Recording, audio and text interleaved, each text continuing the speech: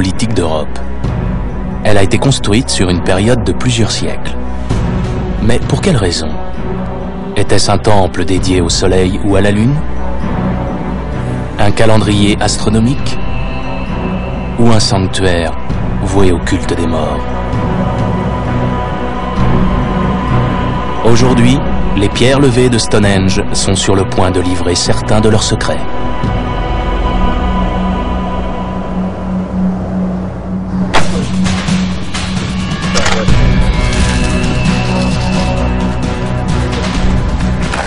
Pour la première fois depuis près d'un demi-siècle, de nouvelles recherches archéologiques ont été autorisées à l'intérieur du cercle. Les directeurs des fouilles sont pleinement conscients de l'importance de ce moment. C'est un rêve devenu réalité. Je rêve de Stonehenge et je travaille dessus depuis tellement longtemps. Les archéologues Tim Darville et Jeff Wainwright pensent avoir enfin percé le mystère du site.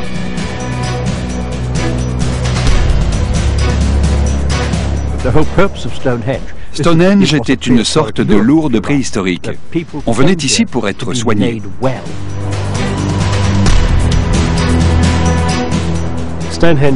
Stonehenge attirait non seulement les malades en quête de guérison, mais aussi ceux qui pouvaient les soigner.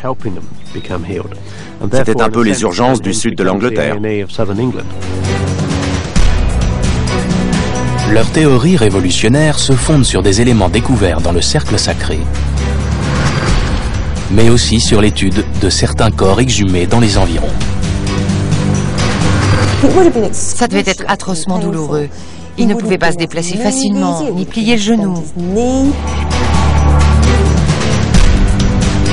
Le mystère plane sur Stonehenge depuis des siècles. À présent, l'analyse des pierres et des ossements éclaire d'un jour nouveau l'une des merveilles du monde.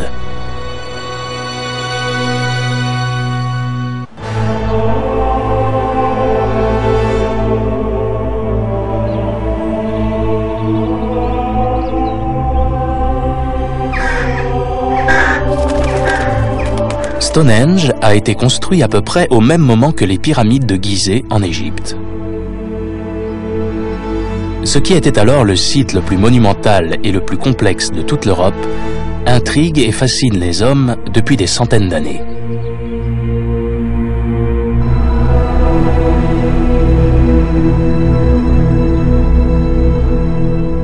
Les principales fouilles ont eu lieu pour la plupart au XXe siècle.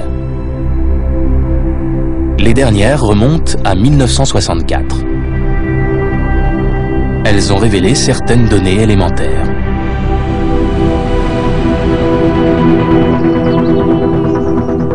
On ignore à quel moment des hommes ont commencé à venir ici, mais on pense que Stonehenge a été élevé sur l'emplacement d'une ancienne structure en bois et que sa construction s'est déroulée en 4 grandes étapes.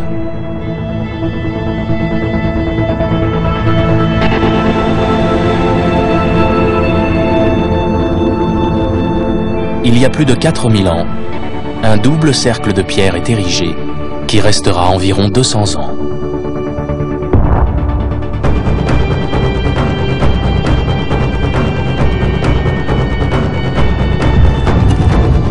Puis, il est remplacé par un unique cercle d'immenses pierres levées, à l'intérieur duquel est disposé un cercle de pierres plus petites. Puis, un autre anneau extérieur de petites pierres est ajouté. Avant qu'un cercle de pierres monumentales ne vienne ceindre l'ensemble. C'est la dernière phase de la construction. L'âge d'or de Stonehenge va durer environ 200 ans, jusqu'à 1900 avant Jésus-Christ.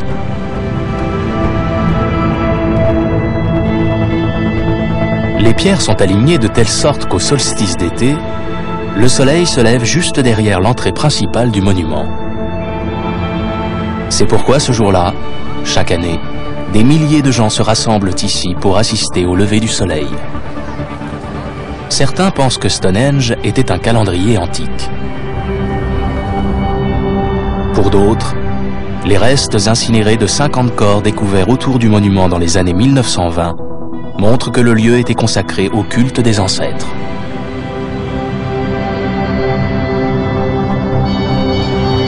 Malgré ces multiples conjectures, on ne sait toujours pas pourquoi ni quand exactement les premières pierres ont été érigées ici, marquant la naissance de Stonehenge.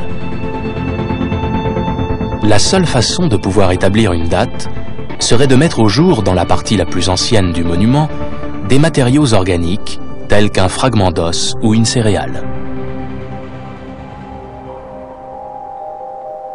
C'est cette perspective qui a poussé English Heritage, l'organisme chargé de la gestion du site, à autoriser les premières fouilles depuis une génération.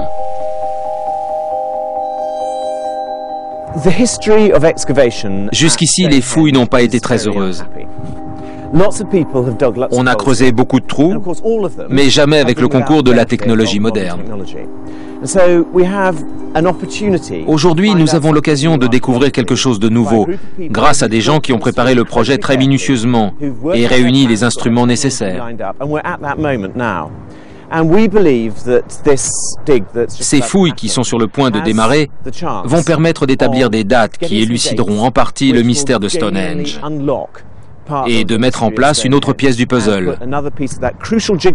Cela nous donnera une chronologie qui permettra de relier ce site au reste de la Grande-Bretagne préhistorique.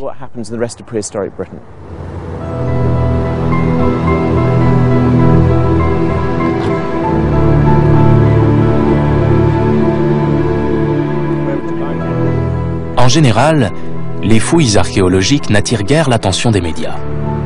Mais Stonehenge est un site à part. Au moment où les premières pelles s'enfoncent dans la terre, des équipes de presse écrite, de radio et de télévision du monde entier sont là pour couvrir cet événement exceptionnel.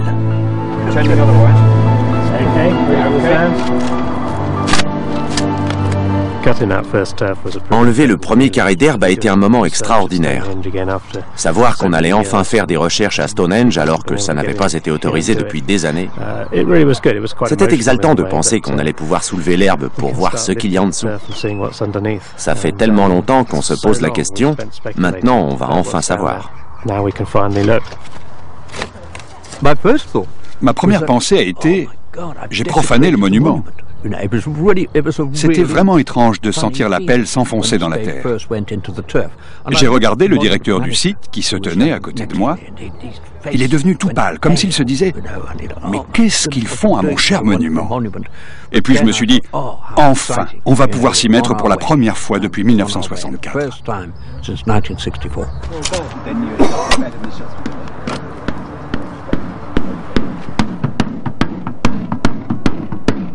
Le caractère sacré de Stonehenge est entretenu par des groupes néo-druidiques.